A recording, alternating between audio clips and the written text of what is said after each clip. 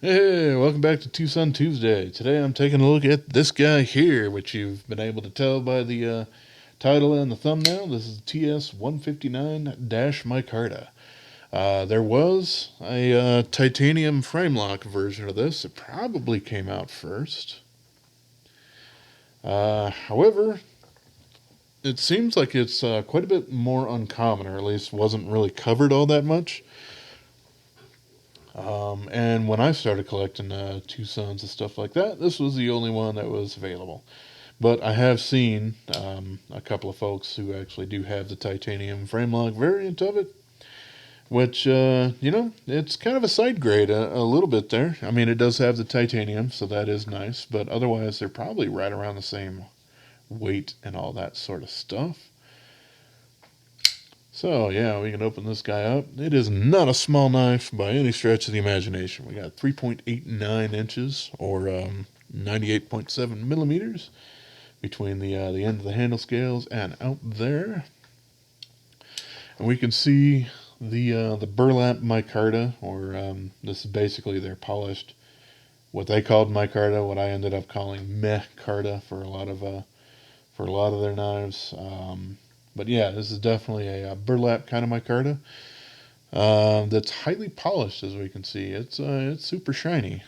This came out right around the time that this guy did. This is the TS334. It's a night morning design that also used that same kind of polished micarta.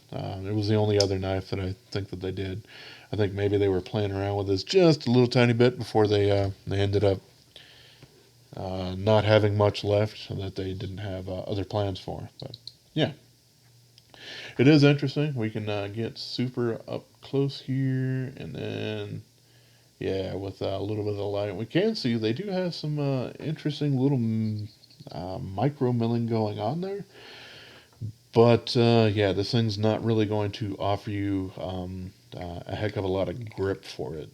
It is mostly just feeling like polished micarta, which can look nice, but doesn't really offer you that same kind of grip that a lot of other micarta does, especially getting your hands wet or something like that. This doesn't offer nearly as much grip as some others do.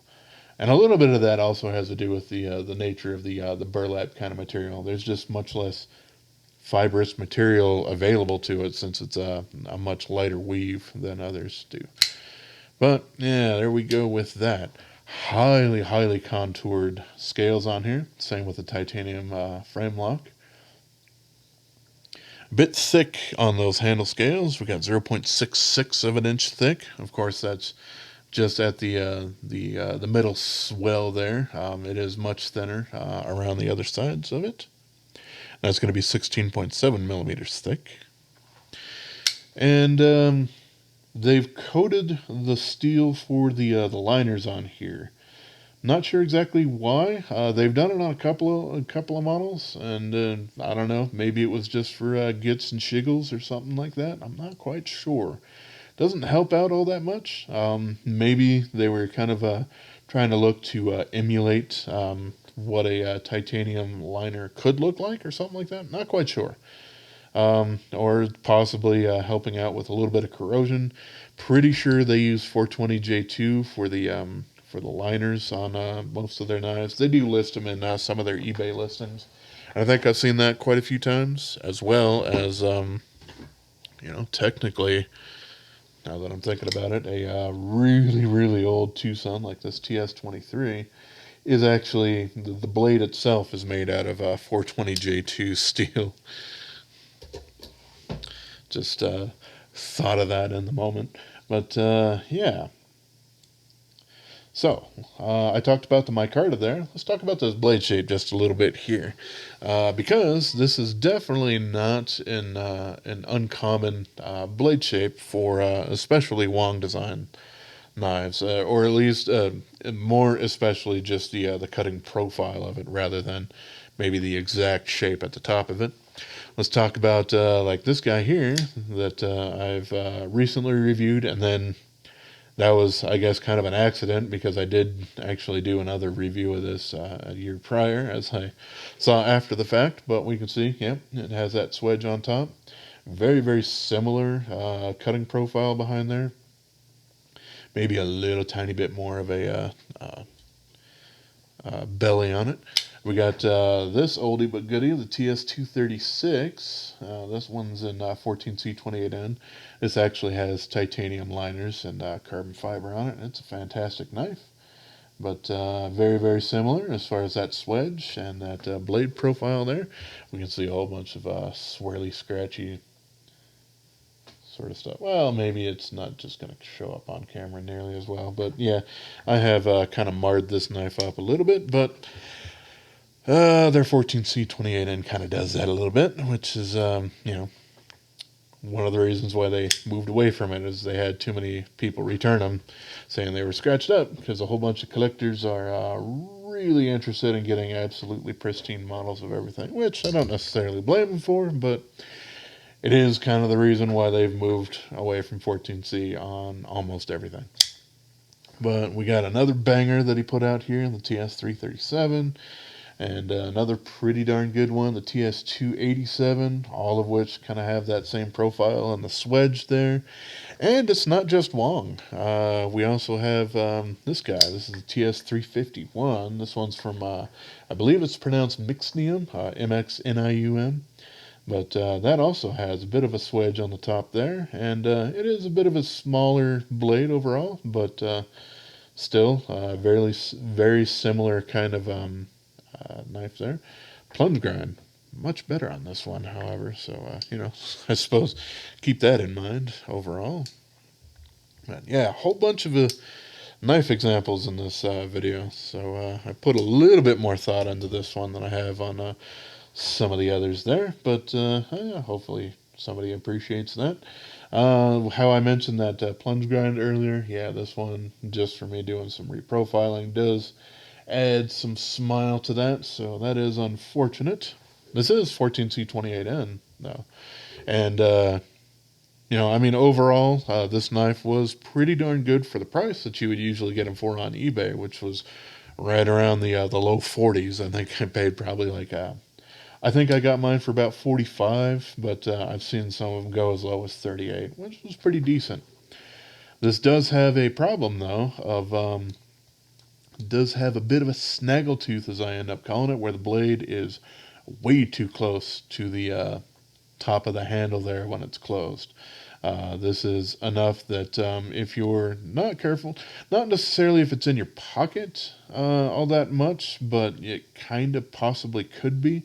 But if you're trying to pick this up kind of blind, you do make contact with that blade when it's closed. Something that I don't think is cool under any circumstance for a knife, but unfortunately, TwoSun does it way too often.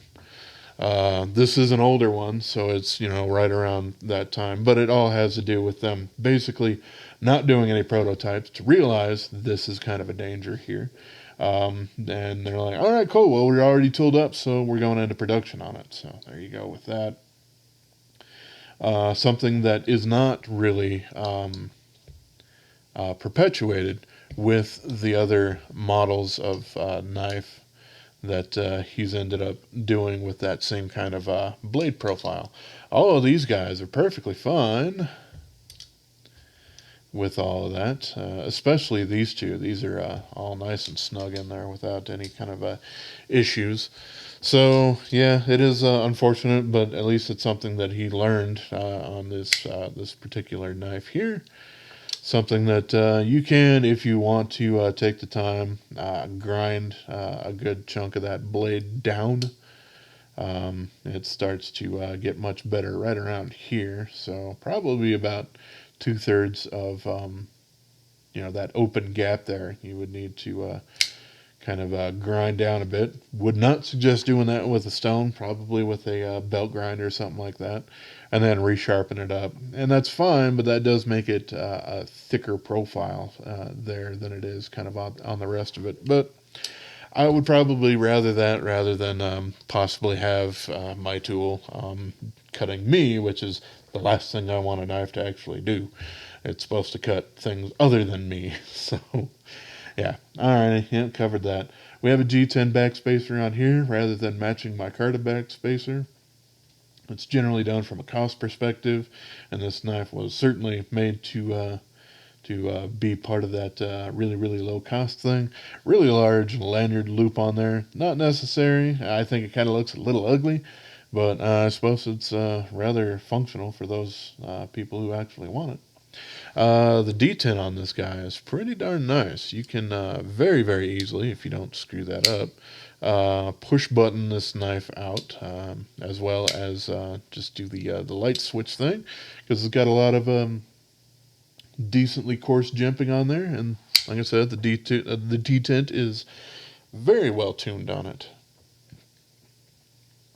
The other thing that I wanted to talk about, darn, I wish I kind of covered that on the rest of it, with this whole snaggletooth thing that I call, where you can cut yourself when the knife is closed. A big portion of that probably has to do with the fact that TwoSun likes to make their blade steels thick. This is 3.75 millimeters, but 3.8 seems to be their normal, and they'll go up to 4.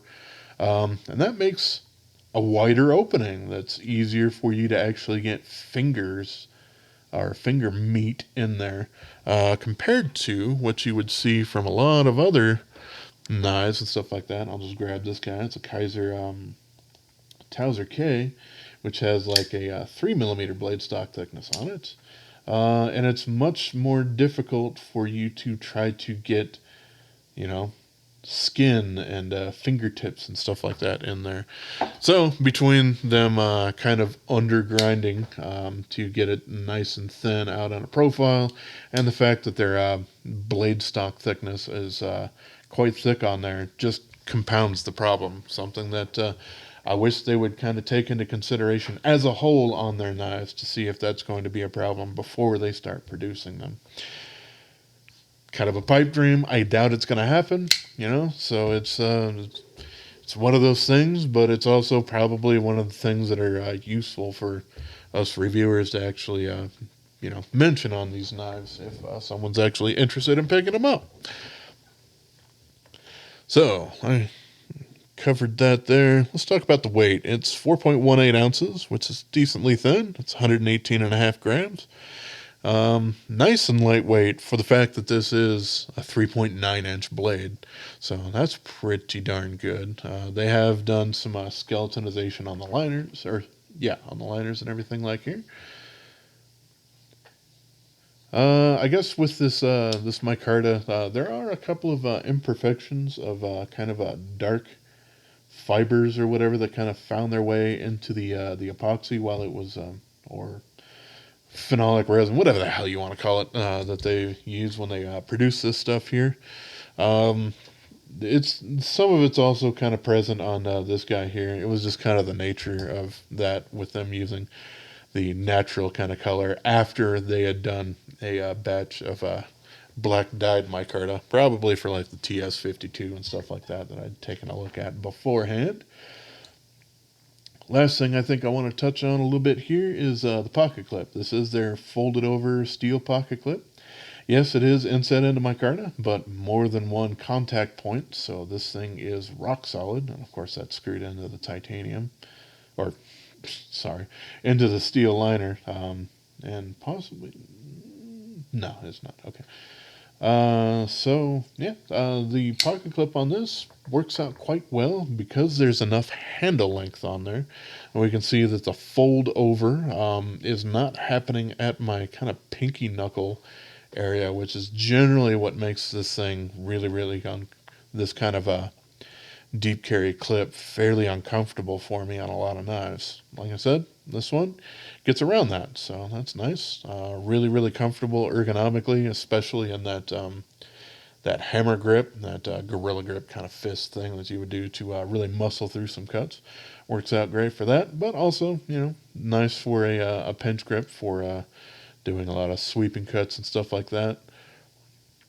Flipper tab might get a little bit in the way if you're trying to do, it's not bad for a paring grip, but I do think the knife is probably a little bit long and kind of curved for that to be super convenient. But if you are going to do some chest lever kind of cuts, if you're doing this, it would be closer towards you, but that ends up working out decently there. So the handle while being quite neutral, is pretty ergonomic. So, all right, let's go ahead and do some blade size comparisons and all that sort of good stuff here. This is a bigger knife, so yeah, let's go ahead and start out with my beloved Medix 2XL, and we can see that's fairly similar in proportions and stuff like that. There's the paramilitary 2.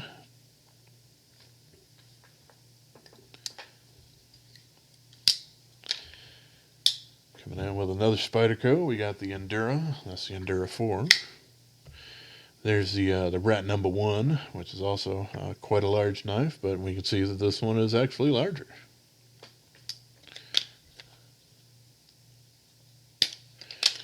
Alrighty, we got some Benchmates here. Here's the 940, and there's the full-size Griptilian, which definitely looks kind of small compared to it. And if you guys are looking for a comparison between some really small EDC knives, we got the Civivi Elementum and the little bug out here from Benchmade. This one's got some titanium scales on it instead of the G10 that it originally came with. But yeah, there we go with some blade size comparisons. Alrighty. We can see one other thing that I wanted to cover relatively quickly is we don't have a blade stop pin that goes through the steel liners. It is mounted on the blade. So if you do want to increase that that little choil there to an appropriate sharpening choil size for the plunge grind that they did, or any of that sort of stuff, nothing's stopping you from doing that. Also, nice access to the lock bar. It's actually really comfortable and doesn't feel uncomfortable when you're actually putting a lot of pressure up there with your index finger, which can happen if you have a crazy amount of lock bar access on some knives. But yes, that is all of that. Of course, with all the rest of the knives, we are going to go ahead and take this guy down so we can take a peek on the inside here. Something that I will say is maybe a little bit sad, but I don't know, they probably had some hardware left over. The center screw here for holding the scales on is T6 rather than T8. Something that they haven't done much of, but this is definitely one of those cases where they did. And I think it was because they had some leftover hardware that would actually fit this. So they ended up using it. But everything else is T8. We can take all of that off to pull this off here. You can see it's not really an inlay, it's an onlay, which of course definitely makes sense because we could see the liners there. We can also see the raw micarta on the inside there. And then this is a little bit different here. We actually have a hole up here for it. There's a hidden screw on the inside here that's holding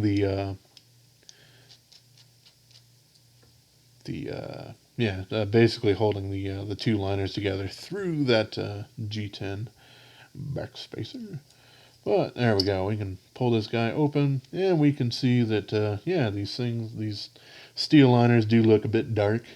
They have been coated in something. Luckily, it hasn't really affected the action going on here. We got the detent and all that sort of stuff. We got the skeletonized liners and all that sort of stuff. We got the G10 backspacer here. This was one of the first knives that I think I remember seeing that actually had the show side keyed for it. Makes things a lot easier when you're putting the knife back together. However, this one's actually keyed on both sides, whereas most of their newer produced knives, they're keyed on the show side rather than the lock bar side. So these guys are full circles, and these guys have the D shape. Not that it really makes much of a difference, but hey, there you go. One other thing that I tried to record this before and I forgot a point or two, so I just wanted to record it. And forgot this. No detent wrap here on this particular knife. I don't think it needs it because of how the detent ends up working on it. But something to keep in mind, I suppose. So yeah, we can slap this guy back together. And definitely want to remember to get that T8 back in there beforehand. Just makes things a little bit more of a pain in the butt to deal with when you're trying to put them back together. But there we go. I can slap the scale back. And pivot screw, of course.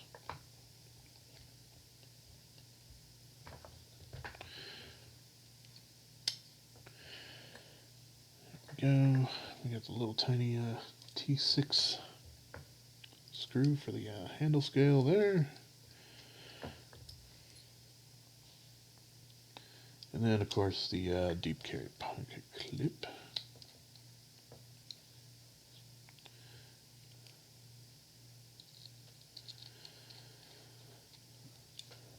Which isn't all that bad.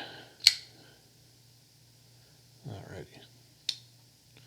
So yeah, we're all slapped back together. Everything's feeling good. I don't really need to adjust anything further than that.